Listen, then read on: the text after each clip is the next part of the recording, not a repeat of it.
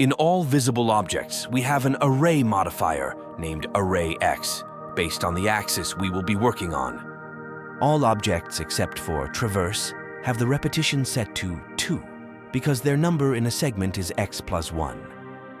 For one segment, there will be 2 repetitions, and for 10 segments, there will be 11. This does not apply to the traverse object. There is 1 per segment. With this knowledge, enter the number of segments you want to achieve in the traverse object. For the remaining objects, enter that number plus 1. The pole is made up of segments, each measuring 60 centimeters. The texture of transparency is matched to this, so the height of our pole must be divisible by 60 centimeters. The pole does not have physical holes, which affects the efficiency of the model. Drag the slider of the array modifier to the height you want to achieve. In my case, it will be 9 meters.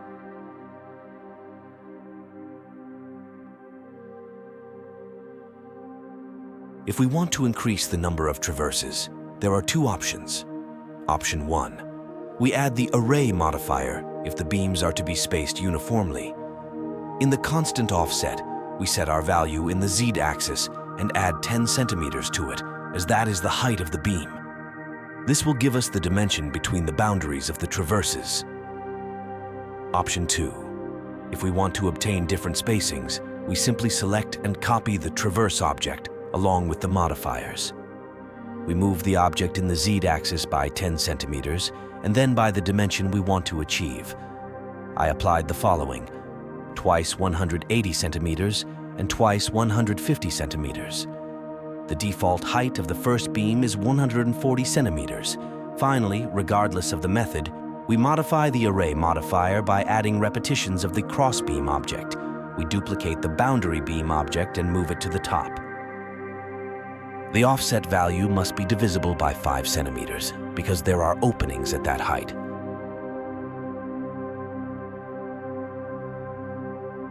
Now I will create a parallel pallet rack.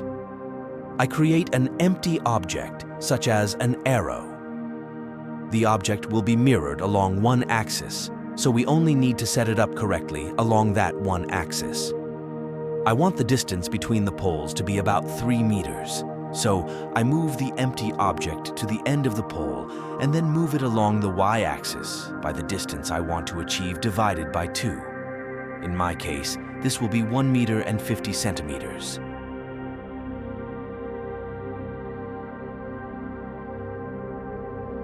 Add the mirror modifier to the pole object, set your empty object as the reference object, and set the appropriate axis for mirroring. Now apply the mirror modifier to all other objects.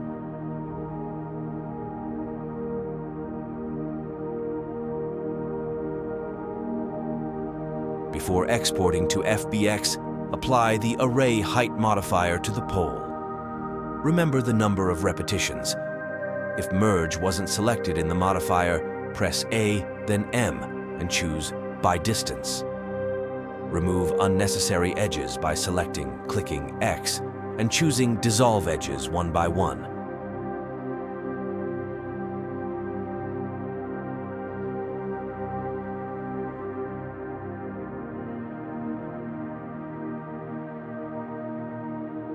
Our texture may have stretched. We'll fix it before exporting, but in Unity or Unreal Engine, we'll have to do it again.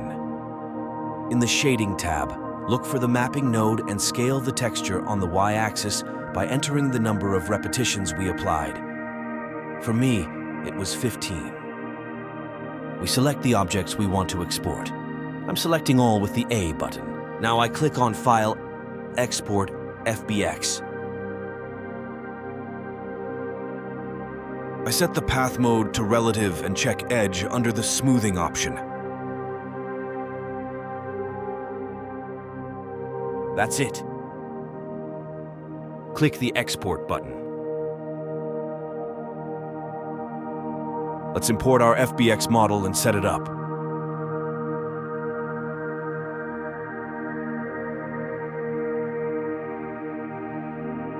The materials probably won't load, so we'll create new ones.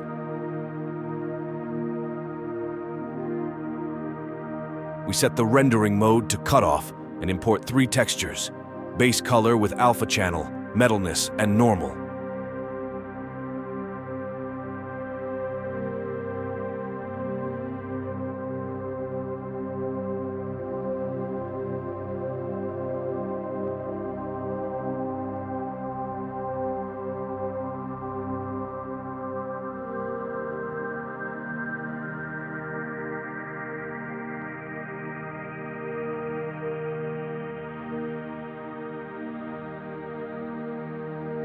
We scale our texture as in Blender. We select them in the material option and apply them to our poles. Now we load textures from the combined folder. They might attach to our object now. If not, we create a new material as before and apply it to the remaining objects.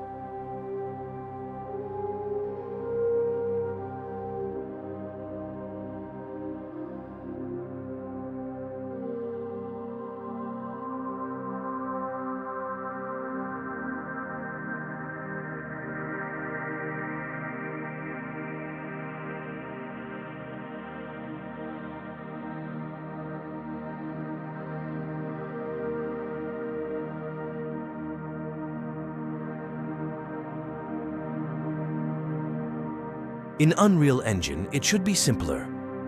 Import the FBX file.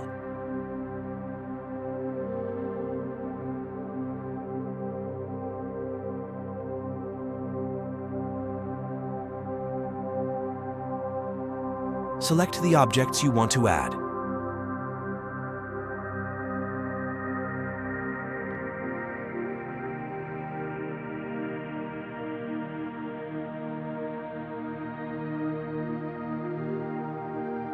Now, click on the pole and go to the Material settings.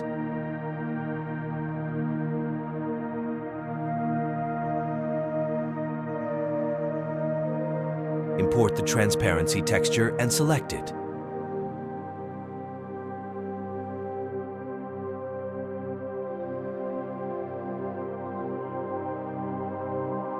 Create a texture sample node.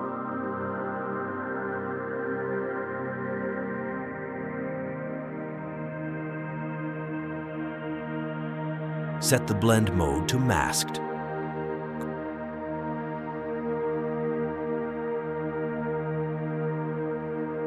Create a texture coordinate node and connect it to the texture nodes.